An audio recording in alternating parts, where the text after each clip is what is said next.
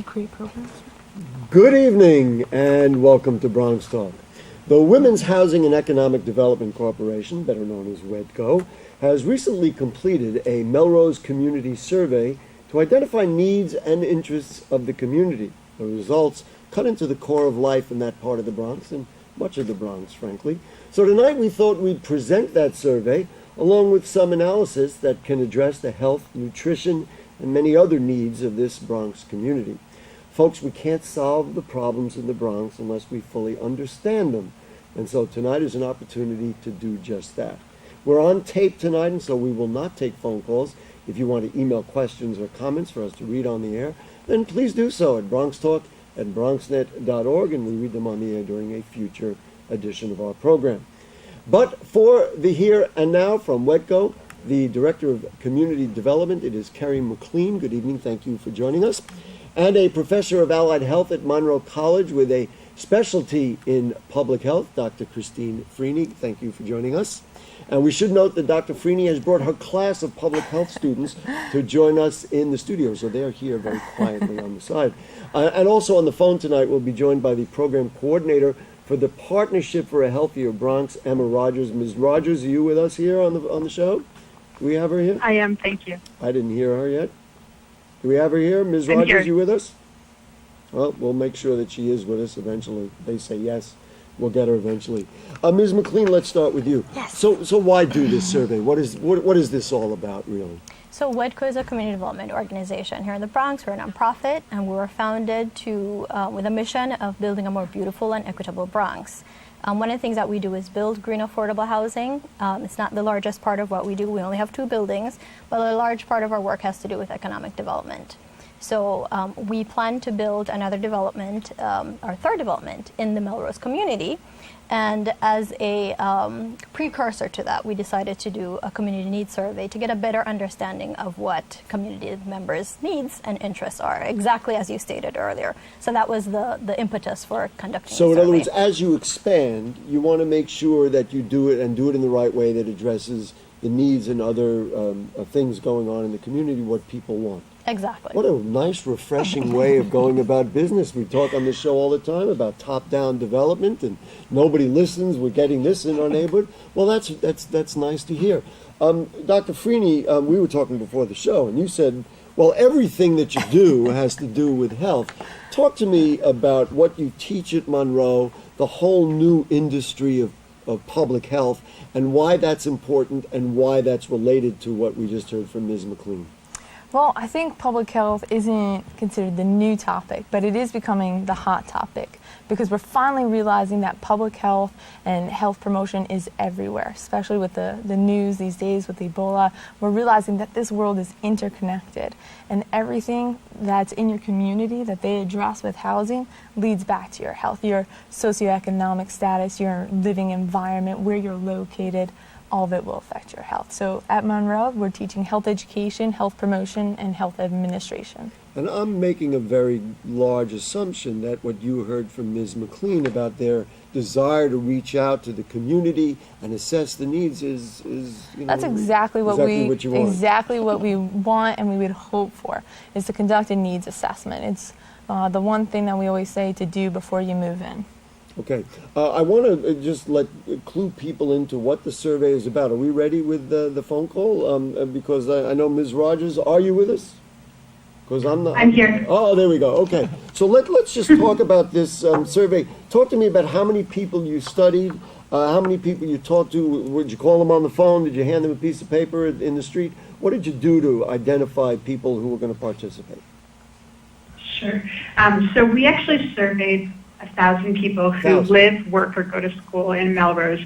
And we looked at 3 zip codes specifically, 10451, 10455, and 10456. And those include WEDCO's 2 existing buildings as well as the new one. The new building.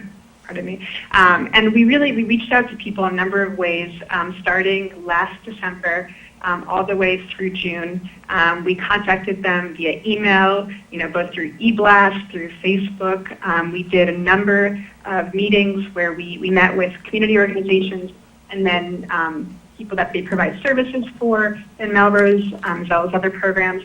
And then we did a lot of surveys just actually on the streets. So we spent a ton of time walking around the neighborhood of Melrose and just talking to people and getting their feedback through these surveys. So let me ask you, so you have a sense that what you produced was representative of what people in those zip codes are thinking about and would like to see and all these other considerations?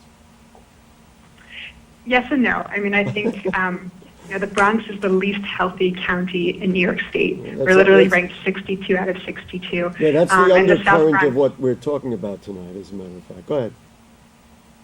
Yes. And so, in the South Bronx really has some of the greatest burdens of health disease outcomes and other things. And so when we looked at the results, I mean, some things were very similar to the rest of the South Bronx as well as the entire borough. I thought one thing that was very interesting to me was thinking about sort of how people report their own health. Generally, people say that they're healthier than they actually are. And again, those numbers are pretty similar to what we see across the South Bronx and the rest of the borough. Ms. Rogers, what I want to do is just interrupt you because we want to put some of the results on the screen. And the first one is people were asked what types of businesses and organizations they'd like to see in their neighborhood. And I thought, to me, some of these, so we have some of those numbers, let's just put them right up on the screen. I thought it was very interesting that fruit and vegetable vendors was like 301 people. That means a third of the people are concerned that they don't have enough fruits and vegetables, which one would think would be a staple of life, right? This to me, am I reading that number correctly? You're reading that number correctly. And again, this is very consistent with what we see across the South Bronx.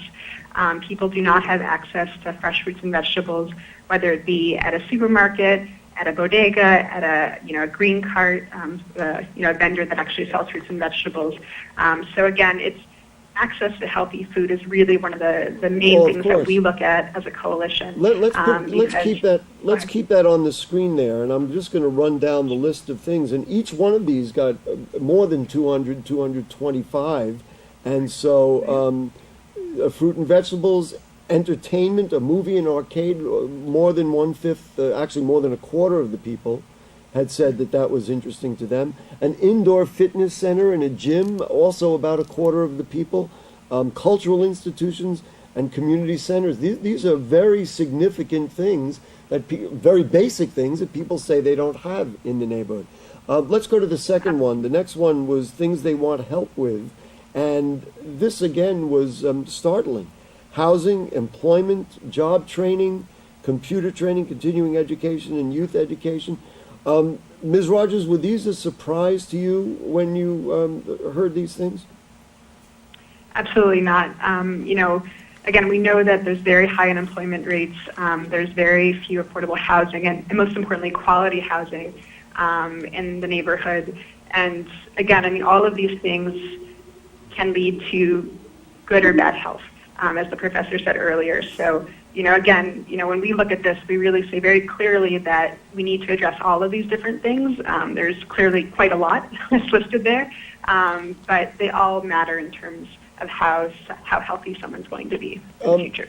I wanted to ask you one final question before we bring back our guests in the studio in the conversation. Much like we did CompStat when we were trying to identify where crimes were being committed, and it was such a logical thing at that time, way back in the late 90s, that we analyzed where crimes were being committed, and then, of course, the city and the NYPD addressed its services to those areas. When I saw this survey, I said, goodness gracious, we should have been doing this all along, right? I mean, this makes totally logical sense, especially given the dialogue in the borough of the Bronx. To me, that's the analogy that I drew when I started looking at these numbers. Yes, absolutely. And again, I mean, I think just bringing up violence, again, one of the questions we asked is around neighborhood safety, and just thinking about, again, these neighborhoods, there's so many different issues that people are facing, and they're all affecting health, violence being one of them. And from this survey, we really just wanted to identify, again, what do people think are the key issues, what are the needs, but also what's working well so that we can try to replicate those things in the future. Dr. Freeney, let's chat with you a little bit about the relationship between some of the... It's very obvious to say, well, there's no fruits and vegetables in the neighborhood, and so therefore health is not good, and probably feel the same way about indoor fitness and gym. But why is something like the fact that almost a little more than a fifth said they don't have a cultural institution or a significant cultural institutions in the neighborhood, they don't have entertainment, they don't have a community center. Why are these things related to health and the level of health care we have in the Bronx? Well, part of it is getting the support of the community and having an organized community in order to change that community. And part of the things that they're lacking are center focuses where communities come together, where people of the communities come together. And when you organize a community, that's when you can change what they have access to. And so to have a cultural institution, to have a community center, especially just for community organization meetings, it's important. It gives the community an identity. I was thinking that one of your reactions was going to be the mental health of people, the stability of people, the comfort level of people. Without a doubt. All relates directly to what's going on physically. We have multiple forms of wellness: intellectual, physical, social, all of that is forms of wellness. So yeah, the cultural aspect definitely plays into the mental. The community center plays into the emotional and the social. Without a doubt, it touches upon those. Ms. McLean, when you program folks at WEDCO saw these numbers, what did it make you think of, and what were you specifically looking at doing in the expansion, in the new developments and things like that? I mean, it's very easy to say we want all these things. Can you solve everyone's problems? Would that you could. We wish we could. Well, this process is actually one that we are replicating. So we did this before, a community needs assessment in the neighborhood around our second building, Interville Green, which is in the Morrisania neighborhood, close to the Freeman Street station. And the results of those surveys actually informed the different programmatic approaches we took over the last 5 years. So right now, for example, the MTA is painting the train tracks in that neighborhood. Based on a recommendation? Based on the survey results, as well as follow-up advocacy and mobilizing of the neighborhood that we did. There is a tiny bit of mental health comfort.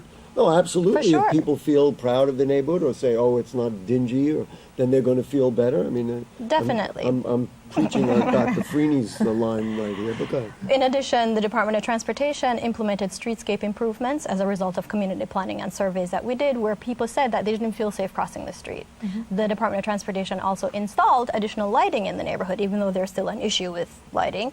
But they did install additional lighting in the neighborhood because of people's responses that they don't feel safe.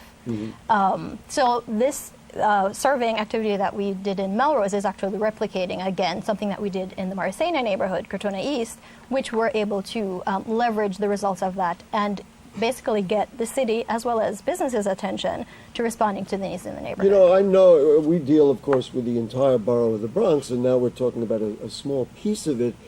I'm willing to bet that these kinds of numbers, it wouldn't be too large an assumption to make that they would apply to other neighborhoods. Is there an effort, could there be an effort to expand the concept to other neighborhoods in the Bronx? And I don't want to single anybody out, but you know who you are. Well, we believe that, hearing directly from the community is instrumental and integral to our designing our programs to respond to those needs.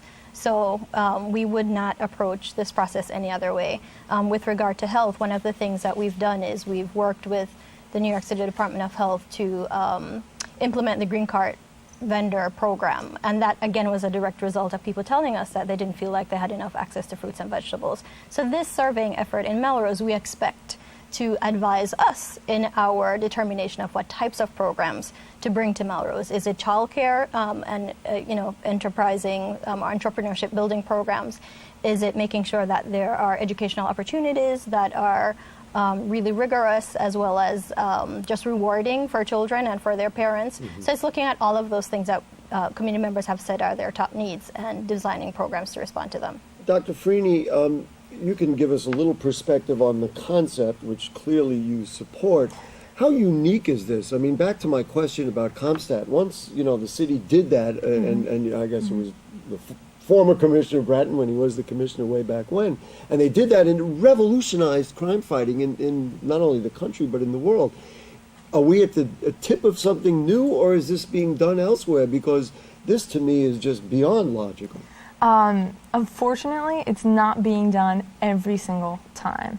I would love it if it did, because a lot of people throughout the United States, a lot of health promotion programs, they go in, they don't conduct a needs assessment, they look at the statistics, they look at, they just have a lot of asthma incidences in the hospitals, so let's go in there and do an asthma education program. And get a grant to improve asthma, Right. or get more Right. inhalers all through the borough. Right. And that's not, to your mind, that's not getting to the bottom line. Without a doubt. Why is there asthma? The asthma rates are going to keep being there. We have to get to at the heart of why is it happening. And certainly with heart disease and other things that are caused by, in part, by stress. And I mean, Yeah. I'm big on that comfort level Yeah. thing I talked about. Ms. Rogers, let me just ask you about, this neighborhood as compared to other Bronx neighborhoods and other cities. I mean, would we find this to be a consistent thing in, I don't know, Detroit, Philadelphia, Dallas, other inner cities throughout the country? Or do you think we are very unique here in the Bronx looking at this with these numbers? Unfortunately, I don't think we're very unique. That being said, we do have some of the highest rates of obesity, diabetes, kind of you name it. And that's the really unfortunate part. And again, the statistics haven't changed for many years. Again, as I mentioned before, there's annual rankings in New York State that look at health outcomes, and consistently Bronx County is ranked dead last. And it's very disheartening in some ways, to see that. But at the same time, I do believe there's really wonderful things happening. And I think our job is, much as you've been talking about, is to listen to the community, hear what's working, what needs to be addressed, and figure out solutions that work best for that community. And that's what our coalition and WEDCO and others have been doing for many years. And it's figuring out, what the right balance is, and what to address first. And again, I think this assessment, what's so wonderful about it is it looks at sort of all of these determinants of health. And yes, we need to be selective in terms of, working with a leadership group and others to figure out what are the most important things. But again, at least it gives us sort of, an understanding of all of the issues and sort of, again, Right. what the community feels most important. We have, and I'm going to follow up with a moment with Dr. Freeney, but we have the CDC, which essentially should be communicating all these kinds of things throughout the country. Are you willing to say that maybe the CDC is not really addressing things in urban places, or is there no blame here, or who should be coordinating this on a national level? Sure. I mean, first off, the initiative that I coordinate, the Partnership for a Healthier Bronx, is actually funded through the CDC. Oh, there you go. And our I coalition, retract the the Bronx Health question Reach then. Coalition, which is part of the Institute for Family Health, is also very much funded overall by the CDC. So I would say there is funding coming to the Bronx. That's good. Through the national federal funding, and I do think people understand the great needs. The challenge is there's just so many different issues. So, but again, I do think there's been real gains and wonderful things that are happening. And how do we replicate that? That's the real question. That is the the process question. that we're going through now. And so you should probably be the host of the show, because that's the question I'm going to ask Dr. Freeney right now. So now we've got this information. We believe around this round table that this is a good thing for the Bronx, that this is going to give at least WEDCO and maybe others a chance to address things in the Bronx. Right. Is there a movement to replicate this? How do we enlarge this so not only this neighborhood, but other neighborhoods in the Bronx? And certainly we'd be happy if other cities did as well, as we do. Well, I've looked at other communities. There's a program going on in Jamaica, Queens right now, they're focusing on businessmen and nutritional factors. This is the first that I've seen of this study actually being conducted in this particular area. So I don't know if that's just me not knowing, but this is the first time, and as a public health, I love it. I think it's great, and I would love to see this done universally throughout the city. We did a show, viewers may recall, not too long ago, a couple of months ago, about healthcare in Claremont, where a group of teens had gone out and they produced an incredible video that talked to people who really didn't even understand what their diabetes was caused by. I mean, they thought they could take a pill and eradicate their diabetes. So I guess the question, Ms. McLean, is what's next? And specifically, I know you've talked about, okay, well, we got flowers on the trains and did some other nice things, but what do you do specifically when you talk to developers and you raise funds and do things for the expansion of your programs? So the good thing is that we are a developer. We're a nonprofit developer, so we have the opportunity through the next development that we will build, which is called Bronx Commons. It will be in Melrose. We have the opportunity to channel some of the results that we've seen here into the development. The development will have a cultural institution.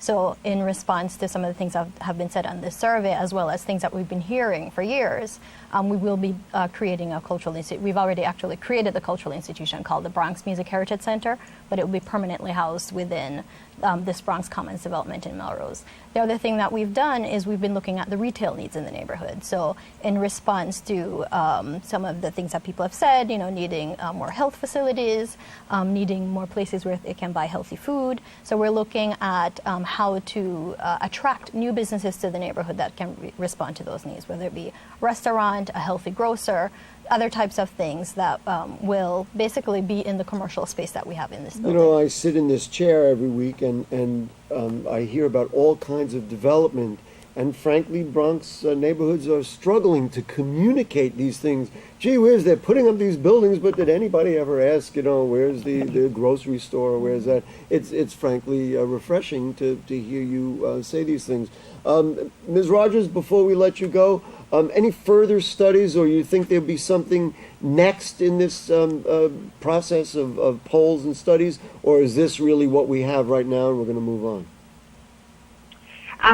For Bronx Health Reach, we're just really excited to be working with WEDCO, hopefully over the next couple of years, to actually implement some of these projects and ideas and really develop a robust leadership group that is leading the efforts on this. And our coalition, we work with community residents, organizations, city agencies, and others to actually do these projects. So again, I think that's the next step for us in terms of this work. We also work, borough-wide, so we do similar types of things in other parts of the Bronx. So again, our role is just to bring people to the table, do these needs assessments if they're necessary, and then actually support communities in making these changes. So we're very excited about the work in Melrose and look forward to what happens in the next couple of years. Excellent. Dr. Freeney will give you the final word. So after you finish this program and you take the students back into a classroom, what is it that you're going to talk about in the classroom based on what you heard and what they saw tonight? Well, we were already talking about it before. I guess I'm Johnny come late. Yeah, I have a group of highly motivated students, and I enjoy every opportunity to brag about them. But we were already talking about the assessment, and in fact, we teach about assessments and we preach about conducting assessments. So this gave us a great opportunity to look and analyze and see what we would add, what we take away, Well, real quickly, like what jobs do these students get? In other words, we're going to educate, or you're going to educate them and put them out. What are they going to be doing that will take some of these things and put it to use? Real quick, because we got to wrap it up. Health education, health administration jobs. Teaching the community, going out into the community and teaching the community and working at hospitals. And you were going to say, of course, working for WEDCO so that they can continue, right? These are the people. I like where you're going. I like where you're going. I like it. Listen, Dr. Christine Freeney from Monroe College, thank you. Carrie McLean from WEDCO, thank you. And from Bronx Health Reach, thank you to Emma Rogers for joining us on the phone. This is one of the most hopeful shows I think we've done in a long time because it gives us a chance to really get right to the core. So we appreciate your time and the great work that you do. And folks, if you have further comments or questions on anything you heard on tonight's show or anything going on in the Bronx, then email them to us at bronxtalk@bronxnet.org, or you put them on our Facebook page and we read them on the air during a future edition of our program. You can like Bronx Talk on Facebook. Check our archives at bronxnet.org. You find Bronx Talk in the lower right navigation bar and you can see all the old stuff. Take note, speaking of old stuff, the 20th anniversary celebration for this program will take place at the Andrew Friedman Home on the Concourse on 165th Street. It's going to be a great event, open to the public, so you can join us Wednesday, October 22nd, beginning at 8 p.m. You can watch the show. We're going to tape that night and then be part of the second half of the show. It's going to be a lot of fun. Wednesday, October 22nd at the Andrew Friedman Home, 165th Street and the Concourse. 20 years. Thanks to producer Dalia Gonzalez, director Cheryl Arrieta. We'll see you next week.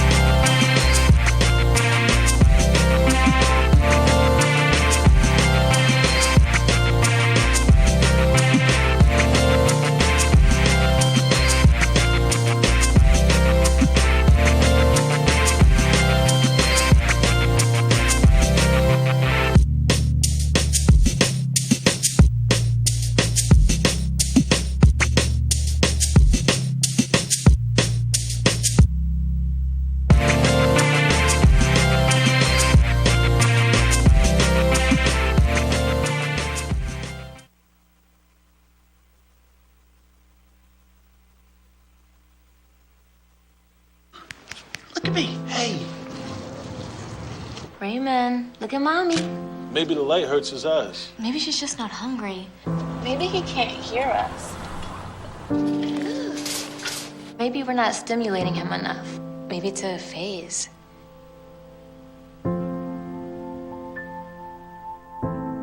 Avoiding eye contact is one early sign of autism. Learn the others today. The sooner it's diagnosed, the better. Being a dad can be tough. No. What do you mean she's not coming? When's the fairy princess coming? Any minute now. But when you're willing to do anything... It is I, Cruz Zinkerbell. Okay, time for cake. It's always worth it. I know it's really you, Drew. I'm just pretending for the other kids. The smallest moments can have the biggest impact on a child's life. Take time to be a dad today.